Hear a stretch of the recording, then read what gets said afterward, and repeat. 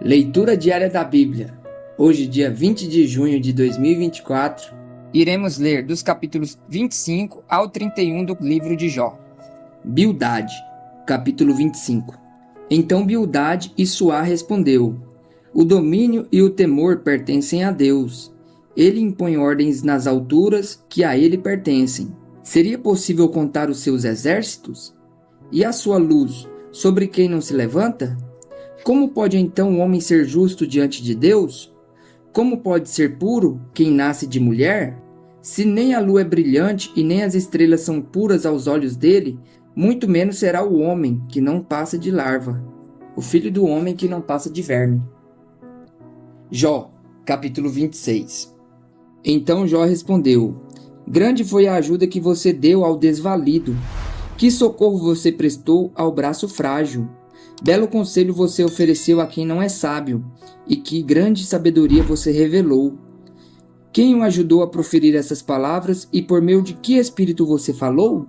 Os mortos estão em grande angústia sobre as águas e com eles sofrem os que nelas vivem. Nu está o Seol diante de Deus, e nada encobre a destruição. Ele estende os céus do norte sobre o espaço vazio, suspende a terra sobre o nada, envolve as águas em suas nuvens, e estas não se rompem sob o peso delas. Ele cobre a face da lua cheia, estendendo sobre ela as suas nuvens. Traça o horizonte sobre a superfície das águas, para servir de limite entre a luz e as trevas. As colunas dos céus estremecem e ficam perplexas diante da sua repreensão. Com seu poder agitou violentamente o mar. Com a sua sabedoria despedaçou o monstro dos mares. Com seu sopro os céus ficaram límpidos. Sua mão feriu a serpente arisca. E isso tudo é apenas a borda das suas obras. Um suave sussurro é o que ouvimos dele. Mas quem poderá compreender o trovão do seu poder? Capítulo 27. E Jó prosseguiu em seu discurso. Pelo Deus vivo que me negou justiça, pelo Todo-Poderoso que deu amargura à minha alma, enquanto eu tiver vida em mim, o sopro de Deus em minhas narinas, meus lábios não falarão maldade e minha língua não proferirá nada que seja falso. Nunca darei razão a vocês. Minha integridade não negarei jamais, até a morte. Manterei minha retidão e nunca a deixarei. Enquanto eu viver, a minha consciência não me repreenderá. Sejam os meus inimigos como os ímpios e os meus adversários como os injustos. Pois qual é a esperança do ímpio? Quando é eliminado, quando Deus lhe tira a vida? Ouvirá Deus o seu clamor quando vier sobre ele a aflição? Terá ele prazer no Todo-Poderoso? Chamará a Deus a cada instante? Eu instruirei sobre o poder de Deus. Não esconderei de vocês os caminhos do Todo-Poderoso, pois a verdade é que todos vocês já viram isso. Então, por que essa conversa sem sentido? Este é o destino que Deus determinou para o ímpio, a herança que o mal recebe do Todo-Poderoso. Por mais filhos que o ímpio tenha, o destino deles é a espada. Sua prole jamais terá comida suficiente. A epidemia sepultará aqueles que lhe sobrevierem, e as suas viúvas não chorarão por eles. Ainda que ele acumule prata como pó e amontoe roupas como barro, e o que ele armazenar ficará para os justos, e os inocentes dividirão a sua prata. A casa que ele constrói é como casulo de traça, como cabana feita pela sentinela. Rico ele se deita, mas nunca mais o será. Quando abre os olhos, tudo se foi. Pavores vêm sobre ele como uma enchente. De noite a tempestade o leva de roldão. O vento oriental o leva e ele desaparece. Arranca-o do seu lugar. Atira-se contra ele sem piedade, enquanto ele foge às pressas do seu poder. Bate palmas contra ele e com assobios o expele do seu lugar. Capítulo 28. Existem minas de pratas e locais onde se refina o ouro. O ferro é extraído da terra e do minério se funde o cobre. O homem dá fim à escuridão e vasculha os recônditos mais remotos em busca de minério nas mais escuras trevas. Longe das moradias ele cava um poço, em local esquecido pelos pés dos homens. Longe de todos ele se pendura e balança. A terra do qual vem o alimento é revolvida embaixo como que pelo fogo. Das suas rochas saem safiras e seu pó contém pepitas de ouro. Nenhuma ave de rapina conhece aquele caminho oculto e os olhos de nenhum falcão o viram. Os animais altivos não põem os pés nele e nenhum leão ronda por ali. As mãos dos homens atacam a dura rocha e transtornam as raízes das montanhas. Fazem túneis através da rocha e os seus olhos enxergam todos os tesouros dali. Eles vasculham as nascentes dos rios e trazem à luz coisas ocultas. Onde, porém, se poderá achar a sabedoria? Onde habita o entendimento? O homem não percebe o valor da sabedoria. Ela não se encontra na terra dos viventes. O abismo diz: em mim não está. O mar diz: não está comigo. Não pode ser comprada, mesmo com o ouro mais puro, nem se pode pesar o seu preço em prata. Não pode ser comprada nem com o ouro puro de Ofir, nem com o precioso ônix, nem com as safiras. O ouro e o cristal não se comparam com ela, e é impossível tê-la em troca de joias de ouro. O coral e o jaspe nem merecem menção. O preço da sabedoria ultrapassa o dos rubis. O topázio da Etiópia não se compara com ela. Não se compra a sabedoria nem com ouro puro. De onde vem então a sabedoria? Onde habita o entendimento? Escondida está dos olhos de toda criatura viva, até das aves dos céus. A destruição e a morte dizem: aos nossos ouvidos só chegou um leve rumor dela. Deus conhece os caminhos, só Ele sabe onde ela habita. Pois Ele enxerga os confins da terra e vê tudo o que há debaixo dos céus. Quando Ele determinou a força do vento e estabeleceu a medida exata para as águas, quando fez um decreto para a chuva e o caminho para a tempestade trovejante, Ele olhou para a sabedoria e a avaliou, confirmou-a e a pôs à prova. Disse então aos homens: no temor do Senhor está a sabedoria, e evitar o mal é ter entendimento. Capítulo 29. Jó prosseguiu sua fala. Como tenho saudade dos meses que se passaram, dos dias em que Deus cuidava de mim, quando a sua lâmpada brilhava sobre a minha cabeça, e por sua luz eu caminhava em meio às trevas. Como tenho saudade dos dias do meu vigor, quando a amizade de Deus abençoava a minha casa, quando o Todo-Poderoso ainda estava comigo e meus filhos estavam ao meu redor, quando as minhas veredas se embebiam em nata e a rocha me despejava torrentes de azeite, quando eu ia à porta da cidade e tomava assento na praça pública, quando, ao me verem, os jovens saíam do caminho e os idosos ficavam em pé, os líderes se abstinham de falar e com a mão cobriam a boca. As vozes dos nobres silenciavam e as suas línguas colavam-se ao céu da boca. Todos os que me ouviam falavam bem de mim, e quem me via me elogiava, pois eu socorria o pobre que clamava por ajuda e o órfão que não tinha quem o ajudasse.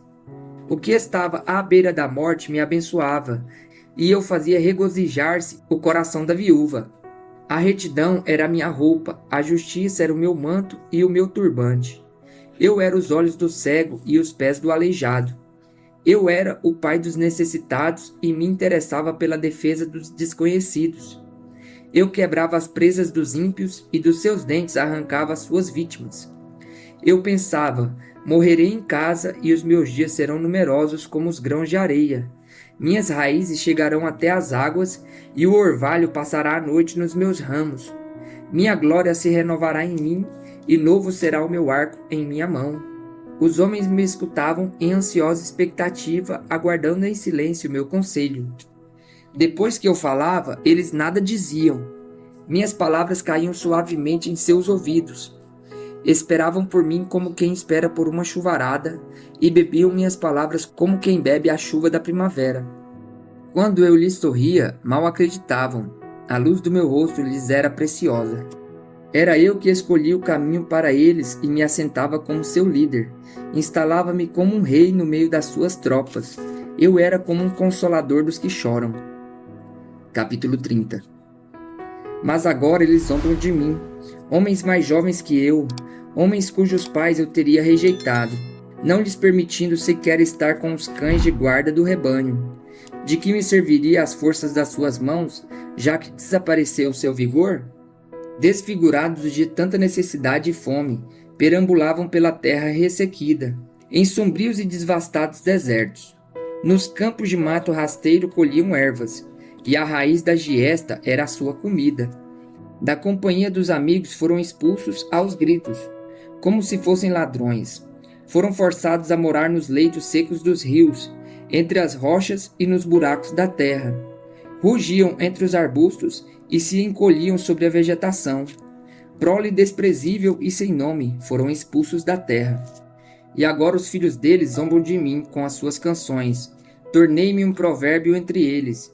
Eles me detestam e se mantêm à distância. Não hesitam em cuspir em meu rosto. Agora que Deus afrouxou a corda do meu arco e me afligiu, eles ficam sem freios na minha presença. À direita, os embrutecidos me atacam, preparam armadilhas para os meus pés e constroem rampas de cerco contra mim.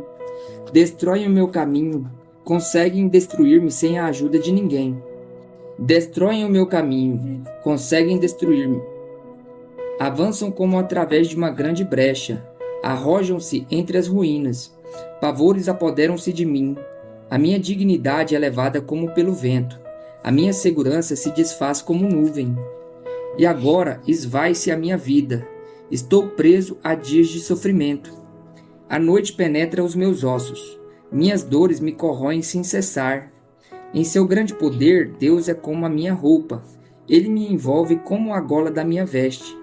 Lança-me na lama e sou reduzido ao pó e cinza.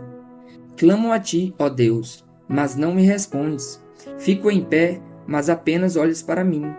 Contra mim te voltas com dureza e me atacas com a força da tua mão. Tu me apanhas e me levas contra o vento e me jogas de um lado para o outro na tempestade. Sei que me farás descer até a morte, ao lugar destinado a todos os viventes. A verdade é que ninguém dá a mão ao homem arruinado, quando este, em sua aflição, grita por socorro. Não é certo que chorei por causa dos que passavam dificuldade? E que minha alma se entristeceu por causa dos pobres? Mesmo assim, quando eu esperava o bem, veio o mal. Quando eu procurava a luz, vieram trevas. Nunca para a agitação dentro de mim. Dias de sofrimento me confrontam. Perambulo escurecido, mas não pelo sol. Levanto-me na assembleia e clamo por ajuda. Tornei-me irmão dos chacais, companheiro das corujas. Minha pele escurece e cai. Meu corpo queima de febre. Minha harpa está afinada para cantos fúnebres e minha flauta para o som de pranto. Capítulo 31. Fiz acordo com os meus olhos de não olhar com cobiça para as moças. Pois qual é a porção que o homem recebe de Deus lá de cima? Qual a sua herança do Todo-Poderoso que habita nas alturas? Não é ruína para os ímpios, desgraça para os que fazem mal? Não vê ele os meus caminhos e não considera cada um dos meus passos? Se me conduzi com falsidade e os meus pés se apressaram a enganar, Deus me pesa em balança justa e saberá que não tenho culpa. Se meus passos desviaram-se do caminho, se meu coração foi conduzido por meus olhos, ou se minhas mãos foram contaminadas, que outros comam o que semeei e que as minhas plantações sejam arrancadas pelas raízes. Se o meu coração for seduzido por mulher, ou se fiquei à espreita junto à porta do meu próximo, que a minha esposa moa cereal de outro homem, e que os outros durmam com ela. Pois fazê-lo seria vergonhoso, crime merecedor de julgamento. Isso é um fogo que consome até a destruição. Teria extirpado a minha colheita. Se neguei justiça aos meus servos e servas quando reclamaram contra mim, que farei quando Deus me confrontar? Que responderei quando chamado a prestar contas? Aquele que me fez no ventre materno não o fez também? Não foi ele que nos formou, a mim e a eles, no interior de nossas mães?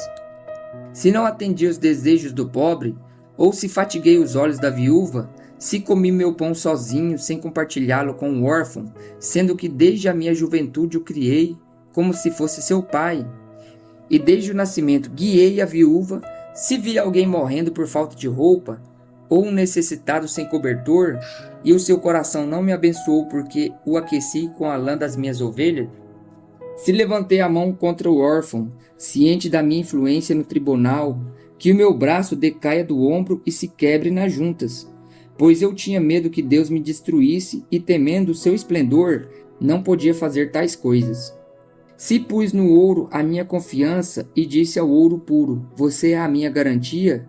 Se me regozijei por ter grande riqueza pela fortuna que as minhas mãos obtiveram, se contemplei o sol em seu fulgor e a lua a mover-se esplêndida, e em segredo meu coração foi seduzido e a minha mão lhe ofereceu beijos de veneração, esses também seriam pecados merecedores de condenação, pois eu teria sido infiel a Deus que está nas alturas. Se a desgraça do meu inimigo me alegrou, ou se os problemas que teve me deram prazer, eu que não deixei minha boca pecar, lançando maldição sobre ele, se os que moram em minha casa nunca tivessem dito, quem não recebeu de Jó um pedaço de carne? Sendo que nenhum estrangeiro teve que passar a noite na rua, pois a minha porta sempre esteve aberta para o viajante. Se escondi o meu pecado como outros fazem, acobertando no coração a minha culpa, com tanto medo da multidão e do desprezo dos familiares que me calei e não saí de casa. Ah, se alguém me ouvisse! Agora assino a minha defesa, que o Todo-Poderoso me responda, que o meu acusador faça denúncia por escrito. Eu bem que a levaria nos ombros e a usaria como coroa. Eu lhe falaria sobre todos os meus passos, como um príncipe eu me aproximaria dele. Se a minha terra se queixar de mim e todos os seus sulcos chorarem, se consumi os seus produtos sem nada pagar, ou se causei desânimo aos seus ocupantes, que me venham espinhos em lugar de trigo e ervas daninhas em lugar de cevada. Aqui terminam as palavras de Jó.